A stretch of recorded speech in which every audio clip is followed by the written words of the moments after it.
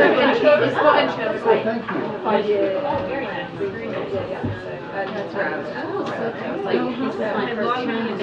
Really? Yes. Oh, wow. That's Exciting, huh?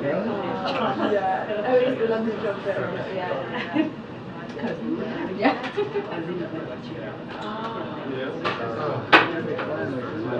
Well-oiled questions here.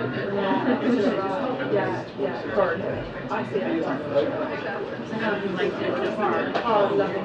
Absolutely. They get me to do all sorts of things. What's been the most exciting?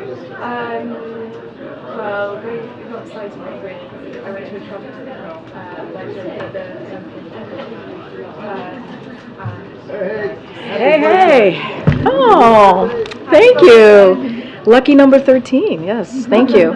Thank you so much.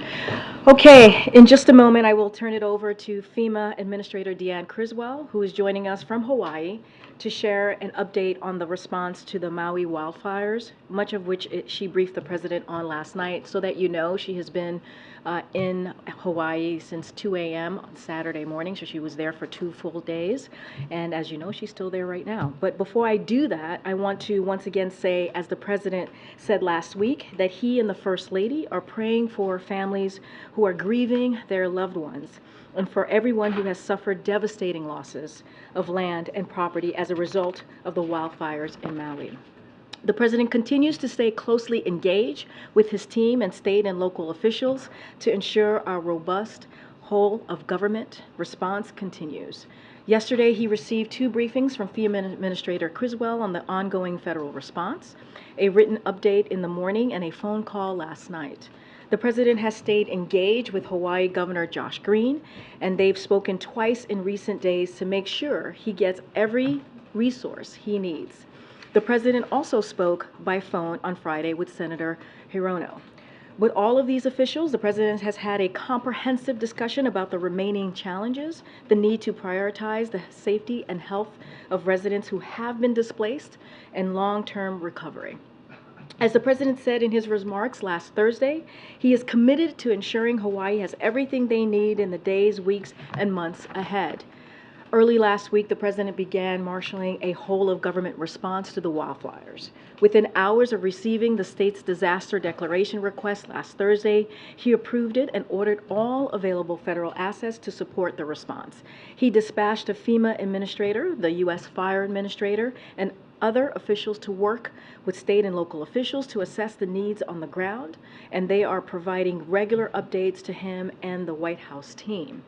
There are already more than 300 FEMA employees on the ground aiding response efforts. FEMA has provided 50,000 meals, 75,000 liters of water, 5,000 cots, and 10,000 blankets to the county government for distribution. The Coast Guard and the Navy 3rd Fleet supported response and rescue effort the day after the fires first started, and the Marines provided Black Hawk helicopters to fight fires on the Big Island. With that, Administrator Criswell will provide an update regarding the federal response. Deanna, over to you. Thank you for joining us. Yeah, absolutely. Good morning, Karine. I just want to make sure first that you can hear me okay. Wait, I think we need to turn it up, guys. You want to try one more time, Administrator? Yep. Does this sound any better? Much better. Thank you. The floor is yours. All right. Thank you very much. And good morning, everybody. As you just heard, I did arrive here on the ground very early Saturday morning at the direction of the president. And it gave me the opportunity to spend 2 full days, 1 full day with Governor Green and the second full day with my staff, as well as members of the governor's staff, to get a true understanding of what the impact is here on the ground. I met with some of our federal officials that have been deployed, and I also had an opportunity to talk to survivors and hear from them really some harrowing stories of survival as they evacuated from the area and sought shelter. While we are here and as we continue to closely monitor the situation on the ground, we are continuing to prioritize the safety and the well-being of the Hawaii residents in coordination with our state officials and all of our federal partners. As residents continue to mourn the loss of their friends, their loved ones, their neighbors, the loss of their homes and their way of life, we know and let them know that we are mourning with them. Nothing can prepare you for what I saw during my time here, and nothing can prepare them for the emotional toll of the impact that this severe event has taken on them. And as you heard, I have been in continuous communication with the president since these fires started. I have been giving him updates and his team updates, letting him know what the federal family is doing to support everything that Governor Green has asked for. A part of that, at the request of the state of Hawaii, FEMA has activated our Transitional Sheltering Assistance Program, which is now available for eligible residents who were displaced from their home.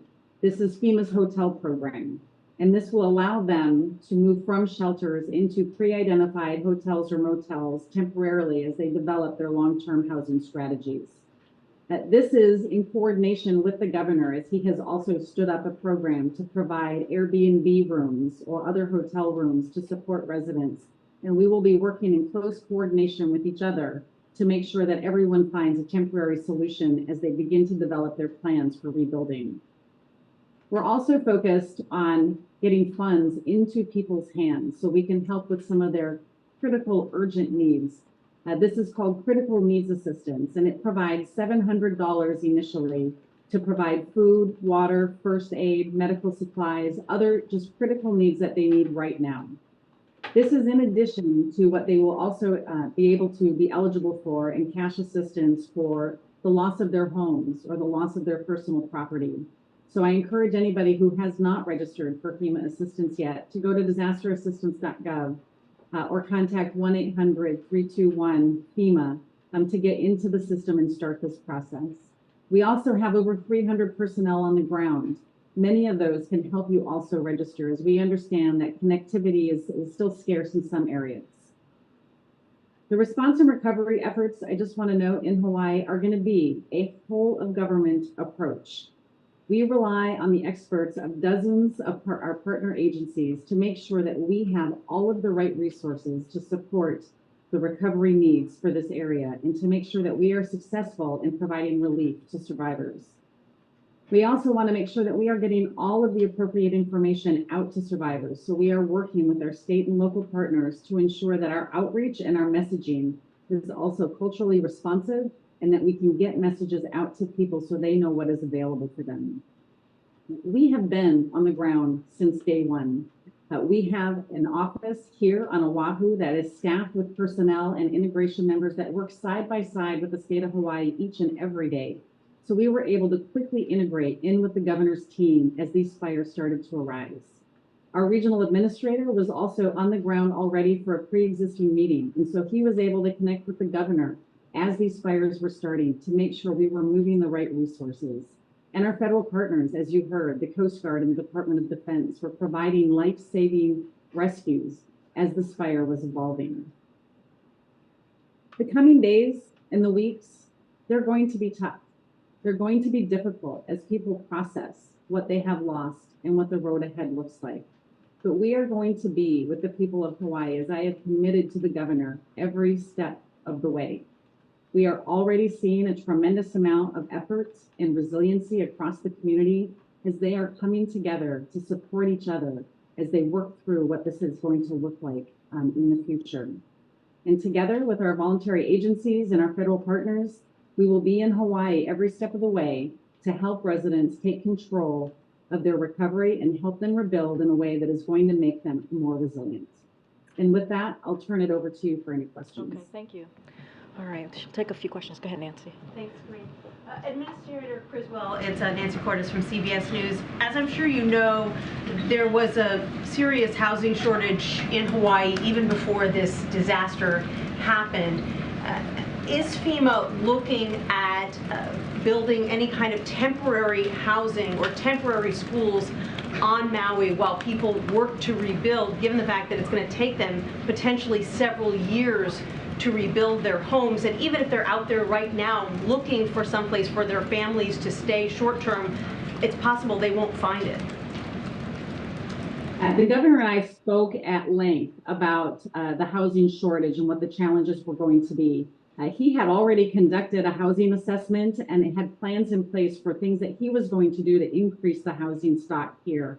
What that's going to do is it's going to give us a place to start from, because he already had plans in place on where he wanted to expand housing options. And we can combine that with our federal programs to help make that a reality. This is going to require every tool that we have in our toolbox. We are not going to be able to rely on all of the traditional programs that we do in the continental United States. And so we are working very closely with the governor to better understand all available options, whether that means longer term we bring in tiny houses or our transitional housing units to help him create the communities that he wants. We're not taking anything off the table, and we're going to be very creative in how we use our authorities to help build these communities and help people find a place to stay for the longer term. And then I know that it's difficult to get staff and resources and equipment from the continental U.S. to Hawaii in an expeditious manner, but do you believe that you now have the staffing that you need to do a house-by-house search of the disaster area, looking for the deceased in an expeditious manner? Yeah, I mean, as I said in my opening remarks, we have an office right here on the island. And so that allowed us to integrate immediately. And it was through that coordination that we were able to move our initial urban search. As we have learned what the extent of this search and recovery mission is going to look like, we have sent more personnel as well as more cadaver dogs to come into the area. And they are working in conjunction with the Maui Fire Department and the Sheriff's Office to make sure that we are doing this in a very methodical way, but one that is also very respectful of the community, to make sure that we find everybody that is unaccounted for. And so I do believe that we have the right amount of personnel.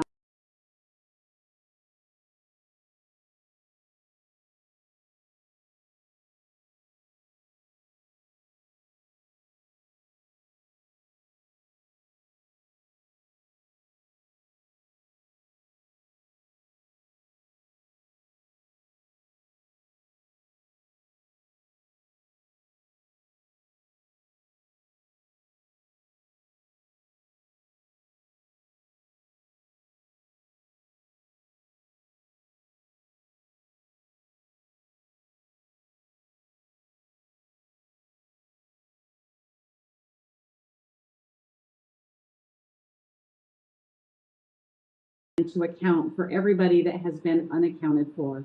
And the president has given me the space to make sure I'm bringing in all of the appropriate federal personnel and resources to do that.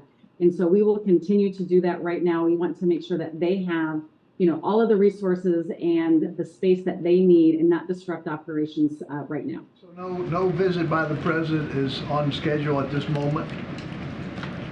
At this point, again, we just want to make sure that we are working to help this community identify everybody that's missing, and we need to stay focused on that right now.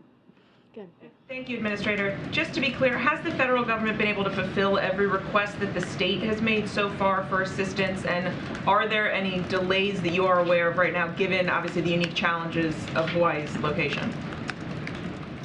The resources that are needed, we continue to work with the governor and his team to better understand what they need. And as soon as they make a request, we get that request in process. One thing that I talked with the governor and his team about is, even if you think that you might need something a week from now or 2 weeks from now, let us know ahead of time so we can get that resource moving. If we don't need it, we'll turn it around. So at this point, I have no awareness of anything that we have not been able to meet, and we will continue to build up our presence here on the island to support this. This is going to be a long-term recovery operation. We have the resources we need today, and as we continue to identify what the needs are, we'll continue to move more in. And you mentioned how, obviously this is an ongoing, lengthy process. Cadaver dogs so far have only covered about 3% of the fire area. I think 96 victims have been discovered so far. Can you give us a sense just of how much should we be braced for? Are we talking hundreds of deaths here? I would, again, defer you to the state for what they think the total estimate will be.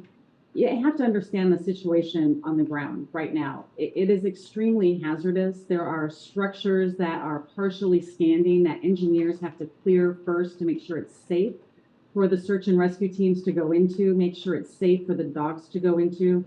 We also have to make sure the dogs are able to continue their job, and right, so they have their own work rest cycles. And so again, we want to make sure that we're doing this as quickly as possible, but that we do it in a way that's methodical and appropriate and culturally sensitive to make sure that we are going to be able to account for everybody. And so we need to give them the space and time to do that. We have brought in additional canine dogs, cadaver dogs. They are on the ground today, and I believe there's a few more coming, and additional search and rescue personnel to come in and support this effort. Good, Sonia. There are, I believe, tens of thousands of active duty military personnel in Hawaii. And I believe the Pentagon said this morning that they haven't yet gotten involved in any of the recovery efforts yet. Does FEMA see a need to get that personnel, that military personnel in Hawaii involved in the recovery efforts, in the aid distribution efforts, anything along those lines? The Department of Defense is one of our strongest partners, and we work with them on all of these different types of severe weather events that we are responding to. We are in communication with Indo-PACOM here as to what resources we can utilize as we go into the recovery effort. We have already mission assigned the Army Corps of Engineers to help support the debris mission. And we will continue to work with the governor, again, to understand what resources he needs, and we will bring in whatever federal partner we can to support that. Very nice that we have a large military presence here that we can tap into that helps expedite getting those resources in place faster. Good, Jordan. Thanks, Administrator. The administration included $12 billion for the FEMA's Disaster Relief Fund in the supplemental request sent to Congress last week. Given the extent of the wildfire damage, do you anticipate asking for more, essentially, to plus up that request, and will you submit that to Congress?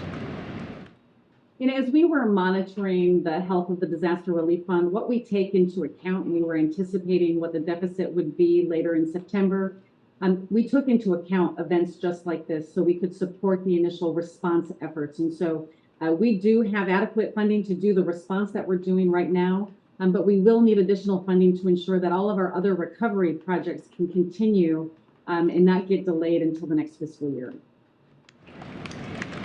Administrators Kelly O'Donnell from NBC.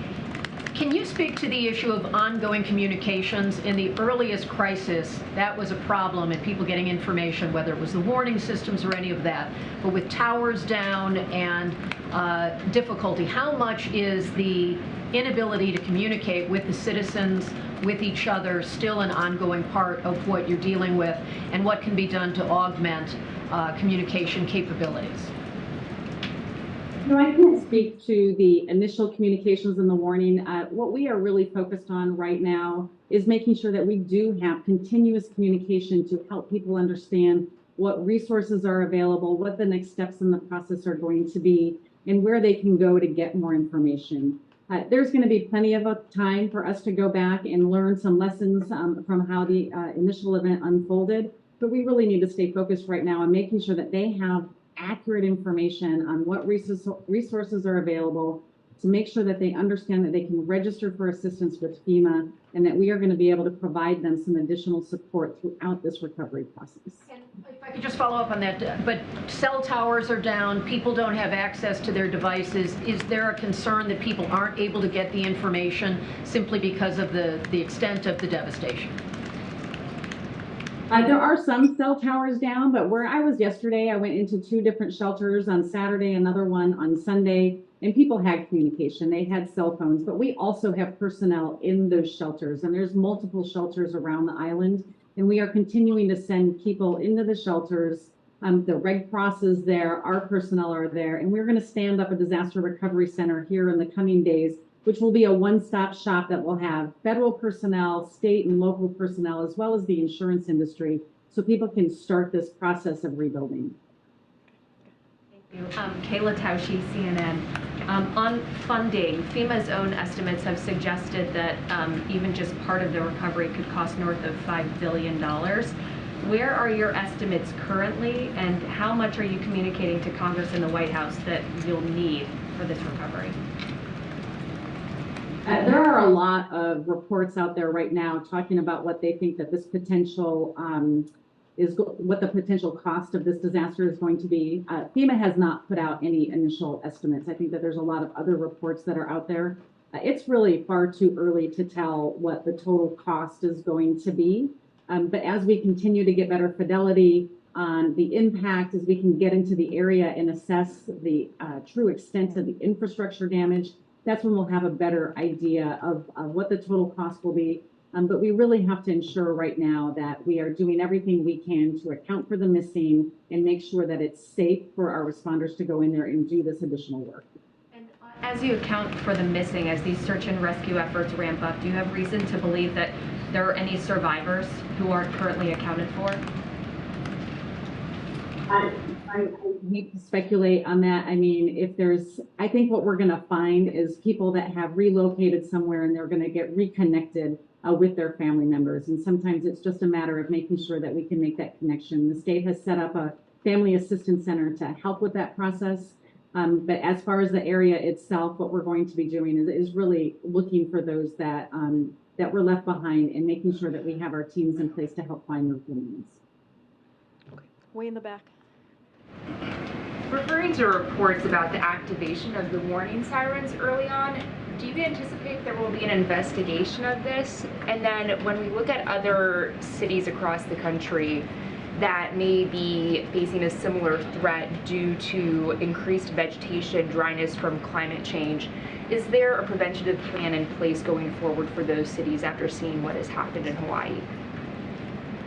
I would defer you again to the state on what they're going to do to evaluate the response to this situation. As a emergency management and first responder community, we always want to look at the lessons learned so we can improve. As far as the vegetation piece, there are a lot of things going on. We currently, as directed by Congress, have a wildfire commission that has been meeting to provide recommendations to Congress on what we can do to support the building resilience within the wildland-urban interface. And that report is due to Congress later this year. I think it's going to have some really good recommendations and suggestions on what we can do. All right. Thank you so much, Administrator. Thank you for all that you're doing, and thank you for joining us today. All right. Thank you, Karine. Have a great day. All right. Safe travels. Okay. So just as a reminder for for all residents out there to continue listening to the state and local officials and register for disaster assistance. And this is a website that the administrator just shared with all of you, and I'll just repeat it, www.disasterassistance.gov. Again, www.disasterassistance.gov, and we will be in Maui supporting the survivors of this tragedy, as you just heard from the administrator, as long as it takes, providing all the resources needed for recovery. But before we go on, I have a couple of more things, and then I'll get to your questions. As all you know, on Wednesday is the first anniversary of the President signing the Inflation Reduction Act into law. Throughout the week, the President and his administration will travel across the country to recognize the impact of this historic law. And tomorrow, the President will travel to Wisconsin, Milwaukee specifically, where he will visit a clean energy manufacturing company, and the Vice President will travel to Seattle, Washington, and visit a company leading in the construction of energy-efficient buildings. She will be joined by Second Gentleman and also Energy Secretary Jennifer Granholm. On Wednesday, the President will hold a celebration in the East Room where he will speak alongside Agriculture Secretary Vilsack, EPA Administrator Regan, Speaker Pelosi, Leader Schumer, and many others. Also Wednesday, Senior Advisor John Podesta and Domestic Policy Advisor Neera Tandon will join us here at the briefing room. These officials and others traveling throughout the week will discuss how the Inflation Reduction Act is key to Bidenomics and building the economy from the middle out and the bottom up. It does that in 5 key ways. The Inflation Reduction Act is the largest investment in climate action in history and puts us on a path to reduce emission by 50% by 2030. Secondly, the Inflation Reduction Act invests in America with more than $110 billion in private sector investments in clean energy manufacturing announced in the last year alone.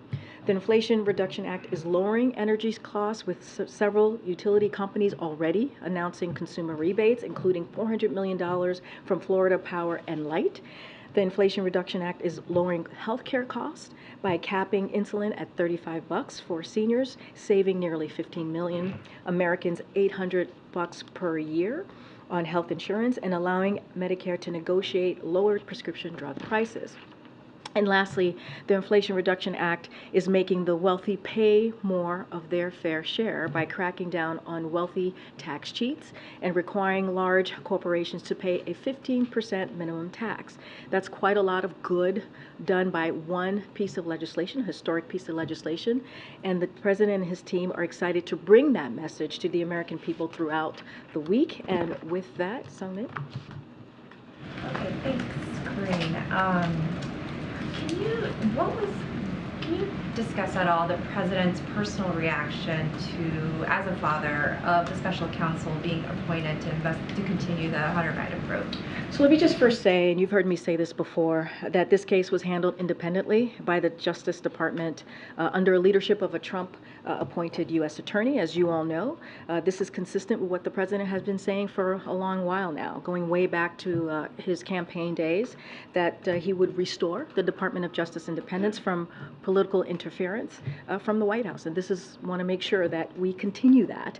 Since the White House hasn't been involved, just to be clear again, certainly I would refer you to any questions about this specifically to Department of Justice and certainly to Hunter Biden's personal representatives. I will say this, and you've heard this from the president, is that he loves his son. And he is proud of him overcoming his addiction and how he's continuing to build his life, but I don't have anything else to add to that. And I wanted to follow up on his statement on the negotiations with involving the UAW that he issued earlier today. And can you discuss a little bit more why the president felt compelled to issue that statement now? We have a month out. Is he concerned about the pace of the negotiations and that the prospects of a strike are increasing? So look, the president, the White House has fairly regularly urged employers and unions to continue negotiating in good faith to reach an agreement that benefits both sides. And this is what certainly the president is doing with this statement. He feels strongly that the transition to a clean energy economy should provide a win-win opportunity for auto companies and also union workers. That is what is stated in his, certainly in the statement that you saw from the president, because he truly believes that. And again, it is fairly regular that we do this, and so as we have said many times, the president believes in collective bargaining, and that's what we want to see here. Thanks, Karine. Given what the administrator said about the perils of the president traveling to Hawaii now, does he want to travel there eventually to survey the damage and meet survivors? So obviously I don't have anything to announce at this time. Look, we're going to continue to have conversations with the administrator, certainly the governor in Hawaii, on what the opportunities might be, what that may look like for a trip, but right now we just don't have anything to share. And any plans for him to speak publicly about the death toll? You'll hear from the president. You've heard from him already on Thursday. Certainly you'll hear from him, continuously this week as he's going to be traveling tomorrow. I just don't have anything to share on that. But look, this is something that the president clearly is deeply concerned about. That is why you heard we had the administrator zoom in, right? Clearly from where she is in Hawaii to talk directly to all of you, to take your questions. You heard from her. There's more than 300 personnel, FEMA personnel on the ground. There are more than a dozen federal agencies who are taking actions, and that is including the Coast Guard, the U.S. Navy. You heard me say that at the top, the Department of Defense.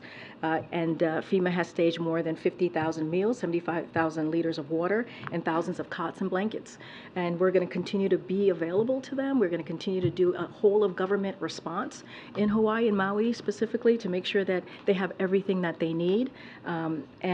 Look, you're going to continue certainly to hear from us on this issue. Just really quickly, want to follow up on Sung Min. What's the level of concern inside the White House about a potential work stoppage at U.S. auto plants, given the tense nature of that negotiation? So look, I'm not going to get into hypotheticals from here. What I can say is the president believes in collective bargaining. That's what he continues to encourage. That's what the statement basically lays out. And we saw how that worked well, right, with the Teamsters and UPS. They were able to come to the table and come to a mutual beneficial agreement of both sides. We saw that with the West Coast ports. We've seen this many times before play out, and that's what the president wants to see. That's what he supports. And we're just going to have to be hopeful and be positive that they will come to an agreement. The president told donors that China is a ticking time bomb and that China's growth rate is about 2% China estimates their growth is higher than that. Where did the president come up with that number? Well, as you know, the president speaks very candidly, and he'll continue to do so about the PRC and our legitimate differences and disagreements. The president has not shied away from that in the last 2 years. It should come as no surprise that sometimes he will have tough things to say about each other, right?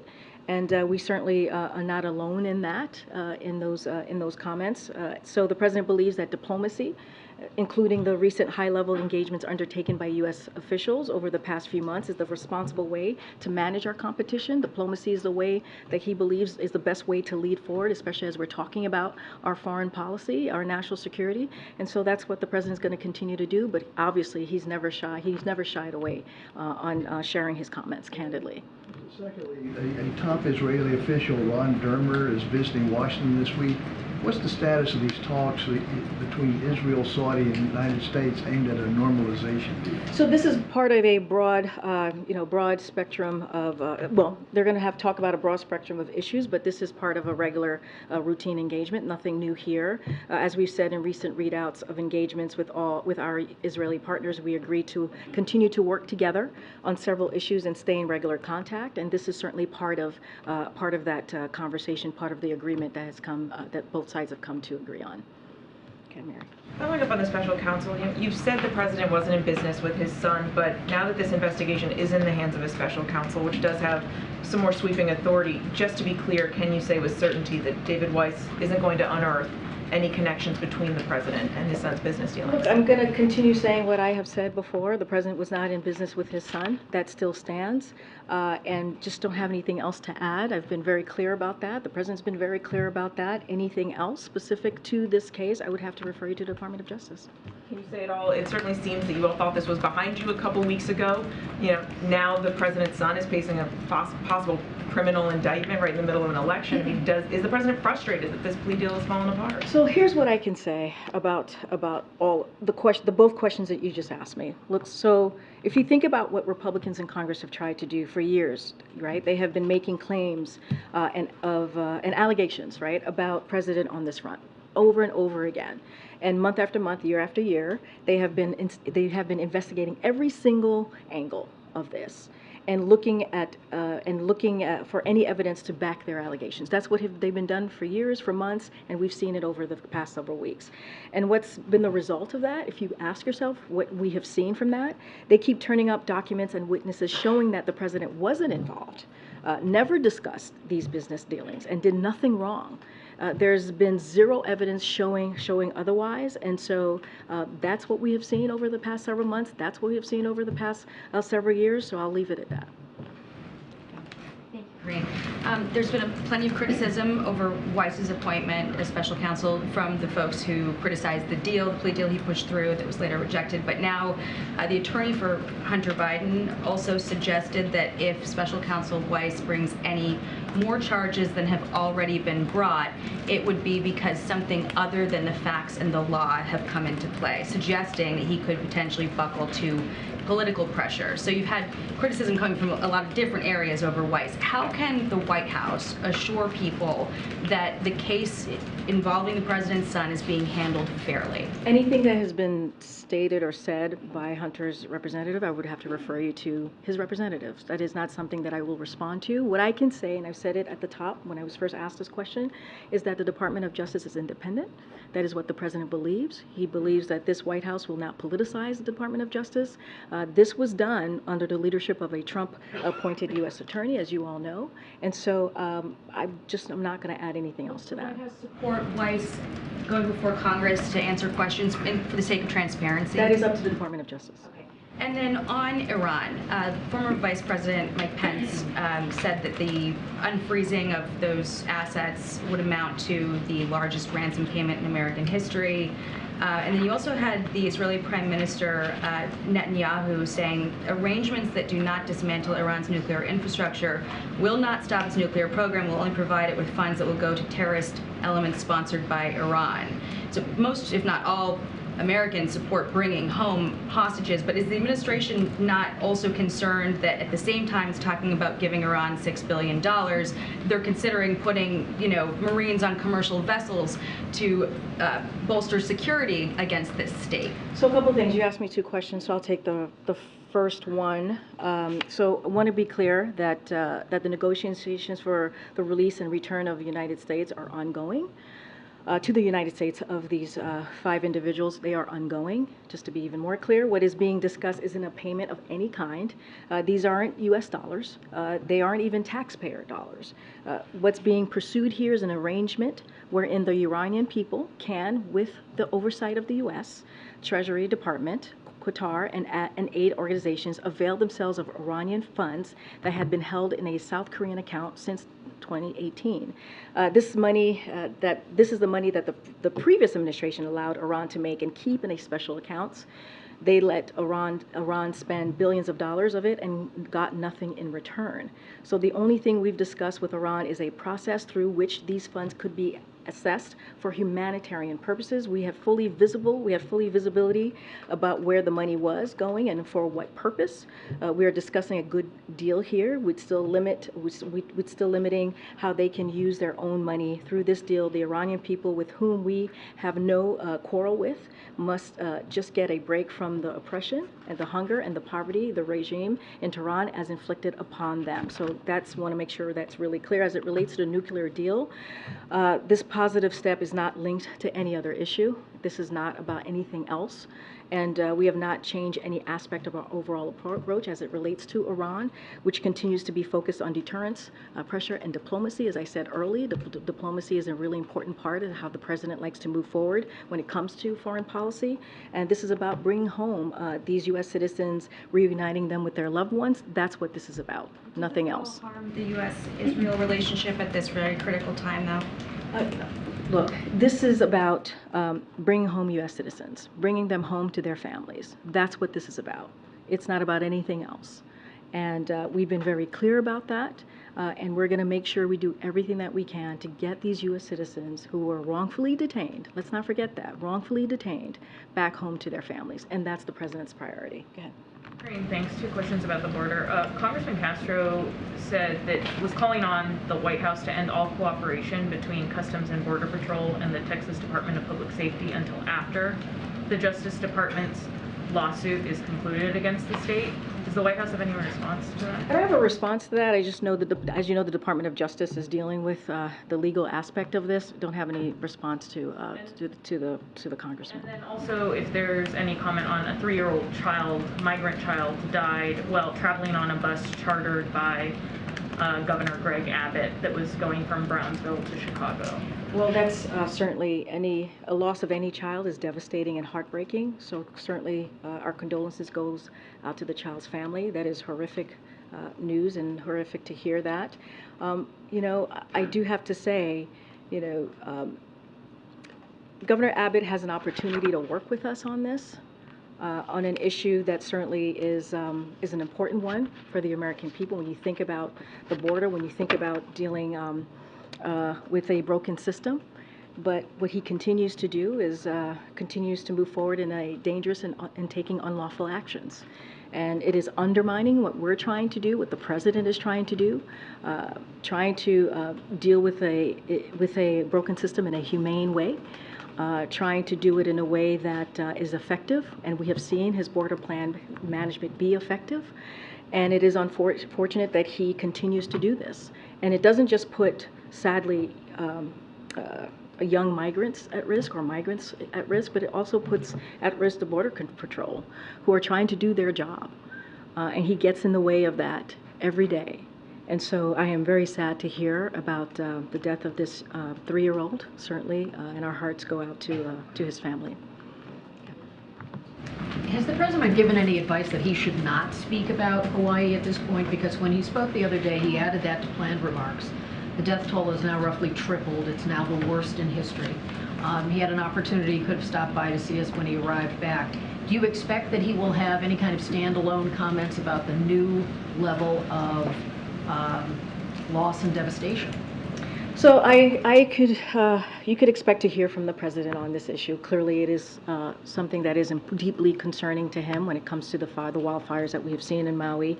That's why we, again, had the administrator here. That's why she was on TV the last couple of days talking, being on the ground. She can speak directly to this, right? Being on the ground. I'm asking about the president. No, I just said you'll hear from the president on this. I don't have anything to announce at this time, but certainly he's the president, right? You're going to hear from him. You heard from him on Thursday, and then you've heard from the administrator for the past several days. And so what the president wants to make sure is that Maui has the government of Hawaii has everything that they need to support the people on the ground. It's been a devastation, as we have seen. You've just mentioned the loss of life. You just heard from the administrator, who has said that she has been on the ground for 2 whole days, and we have been there since day one. You heard that there's 300 personnel on the ground, so this is something that the president takes very seriously. And you've heard from the governor of Hawaii saying how he appreciates the efforts and what we've been able to do from the federal government. Of course, you're going to hear from the president. Don't have anything to share at this time, but let's not forget, we did hear from him on Thursday, right, when he was in Utah ahead of talking about the PACT Act, which is, as you know, it was a year anniversary, an issue that is incredibly important to many Americans, and he took that time to speak to it. So I'm sure you'll be hearing from the president. Go ahead. Aside from the statement from the president, has President Biden spoken to any family members of wildfire victims or plans to in the future? I don't have any calls to speak to at this time, but I can say that, as you know, he's heard from the governor a couple times. He's been updated by the administrator a couple times over the past couple days, and he is staying in close communication and close touch with the administrator, and also his team is regularly updating him on what is occurring. Secondly, a number of Democrats and progressives have called for this moment to be labeled a climate emergency. Has the president considered that justification, that label, for this instance? So a couple of things. I know he's been asked this question a couple of times. I've been asked a question a couple of times. This is a president who has taken the climate crisis very seriously. He has called it an emergency since day one, saying that it is climate change is one of the 4 crises that we had to deal with coming into the administration, and he sees it as an existential threat of our time. And for that reason, what he did automatically was declare climate as a basis for emergency action under the Defense Production Act. Let's not forget what that does. It set aside $500 million from DPA to jumpstart heat pump manufacturing and build out our electric grid. It deployed tens of millions more from DPA to stand up solar manufacturing and source critical materials for EVs, electric vehicles, and use DPA to restart a factory to produce equipment to fight wildfires made worse by climate change. So this is something that the president has taken very seriously. And if you think about the Inflation Reduction Act, as you hear me speak to many times, we're about to celebrate the 1-year anniversary of that, which has given the most investment in dealing with climate change than any other piece of legislation. And what Republicans in Congress are trying to do, they're trying to take that away. They're trying to repeal IRA, and that is a problem. And so while we're trying to deal with this existential threat, this climate change crisis, the president is doing everything that he can to make sure that we're dealing with this in a way that actually leads to results, and that's what the president's going to continue to do. Hi. On Hawaii, has the president been briefed specifically on the issues surrounding the local response, such as the fact that the alarm didn't go off? I'm sorry, the music distracted me. I'm sorry. So has the president been briefed specifically on the issues surrounding the local response, such as the fact that the alarm didn't go off, or the fact that some people are saying that there wasn't a clear evacuation plan? So look, I know that there's an investigation going on that particular question that you're asking me, so I'm not going to get ahead of that. You got control of that, my friend? Okay. All right. There's only a briefing happening right now. Okay. And so there's going to be an investigation done on that. I'm not going to get ahead of that. So certainly would refer you to the state officials. What we're focused on, and I've been very clear, the administrator has been very clear on providing residents of Hawaii with all of the support and resources that they need at this time. And so that's going to be our focus. And we'll let the local government deal with the investigation. Go ahead. Karine, NPR has obtained a trove of inspection reports regarding these ICE detention facilities, privately controlled ICE detention facilities, And some of these documents show that there were egregious behaviors going on, negligent care. I know during the 2020 presidential campaign, Biden committed to ending these for-profit ICE detention facilities. That has not happened so far. Can you explain why the administration still is relying on that? So I have not seen the report. That's something that I would want to talk to our team about before responding to your particular report. I think the president is still committed to that, to what he laid out during his campaign. Just don't have anything here to share beyond that, beyond his commitment that he is certainly going to continue to stay focused on. But I just don't have anything specific on where we are with that particular ICE detention closure. Sorry, one quick follow-up there. My understanding is that the ACLU has said that under President Biden, a larger percentage of ICE detainees are in these privately run facilities than compared to the Trump administration. And I just want to understand how that is possible, kind of with the commitment that you all have expressed to moving away from the detention facilities. Well, look, let me first say that, we've been very clear.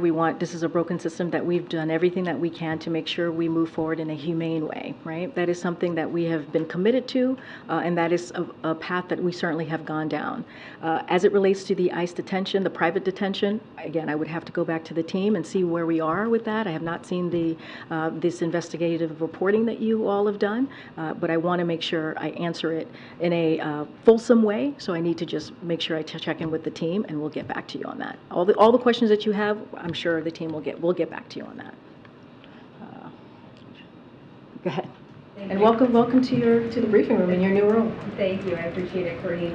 You mentioned earlier the fact that David Weiss, as U.S. Attorney, was appointed by former President Trump. That has been a fact that many Democrats, many allies of the White House have used to defend the plea deal that was previously in place, as well as the 5-year time frame that this investigation had been taking. And so I'm wondering, if the president believes that appointing a special counsel or transitioning Weiss to special counsel bolsters the independence of that investigation. That is something I'm just not going to speak to. We believe in the independence of the Department of Justice. I'm just not going to speak to that from here. And on Hawaii, how does the White House respond to critics who have suggested that the president should not have been vacationing at the beach over the weekend as the Maui crisis became the worst wildfire in a century? So a couple of things, and I've said this multiple times. The president is certainly deeply concerned about the people in Maui.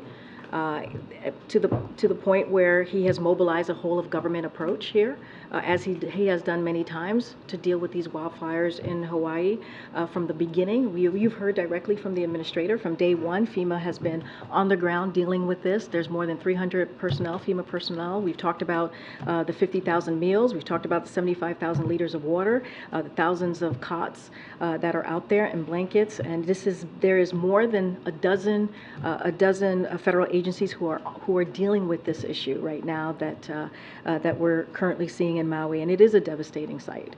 And the president and the first lady has been very clear about offering certainly their condolences and making sure that we continue this whole of government approach. That is not going to stop. The president has also committed to being there for the government of Hawaii, the people of Maui, for as long as it takes. And sadly, we have seen this before. And so, look, you heard yesterday he received 2 updates from the FEMA Administrator Criswell, was on as she's on the ground, as you just heard.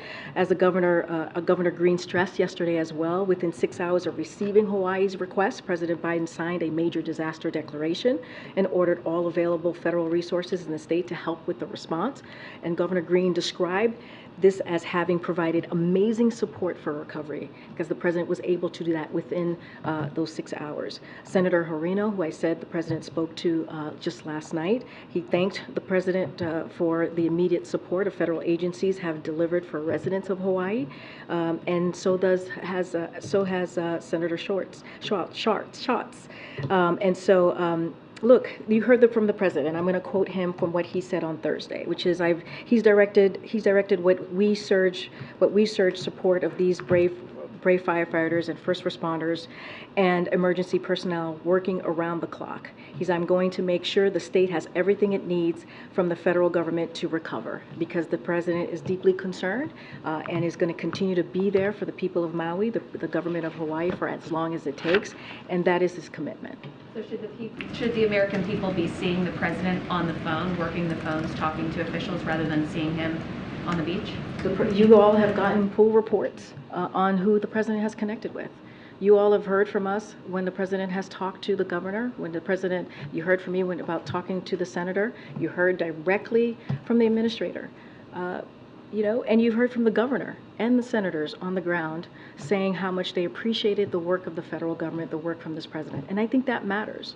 I think that matters that the folks who are on the ground, the elected officials, are saying that they're receiving the help that they need to deal with this devastating issue. And that's what you're going to continue to hear from this administration, and that's what you're going to continue to see. Again, the administrator was there for 2 whole days. 2 whole days on the ground by the president's request to make sure that the government has what they have, the local government has what they have, the people of Maui have what they have, and that's what you're going to see. When you talk about a dozen agencies on the ground helping and assisting, more than FEMA personnel, that's what matters. That's what matters for to make sure that they're actually seeing on the ground the people who know how to work this, who know how to deal with these type of devastating events, who can be helpful to them on the ground doing just that by the request of this president. Okay. On the supplemental that was sent to Congress on the Ukraine portion, I'm curious if you could detail any conversations maybe that have already been going on with the Hill about the swiftness of that process, and secondly, if there's any concern from the president or the administration about what has been up to this point pretty broad bipartisan support for Ukraine aid starting to slip. So we're grateful for the bipartisan support that we have seen on Ukraine since Russia's unprovoked war. We are grateful for it. It's been a full-scale invasion, as you know, from Russia. We are confident that that support is going to continue as we work together to make sure that the Ukrainian people have everything that they need to continue to fight bravely for their freedom. That is what we're hoping to continue to see, and we believe that we will continue to have that. As it relates to our engagement with Congress, senior administrator officials, including the OMB Director Shalonda Young and our Legislative Affairs shop, have had numerous conversations, numerous calls with lawmakers on the ground with both parties to explain exactly the need and highlight the emergency nature of this request. So we've been having those regular conversations. We'll continue to engage with members of Congress. That's something that we have done, that we do pretty regularly, and to underscore the importance of this, of delivering these bipartisan. Remember, this has been done in a bipartisan way, and we believe that this will continue in a bipartisan way. Remember, the Ukrainian people are fighting for their democracy, they're fighting for their freedom, and we believe that it is important that we continue to support them. Let's not forget Russia's unprovoked war, full-out war on the Ukrainian people. With that, we'll see you on Wednesday here in the briefing room. Thanks, everybody. Thank you.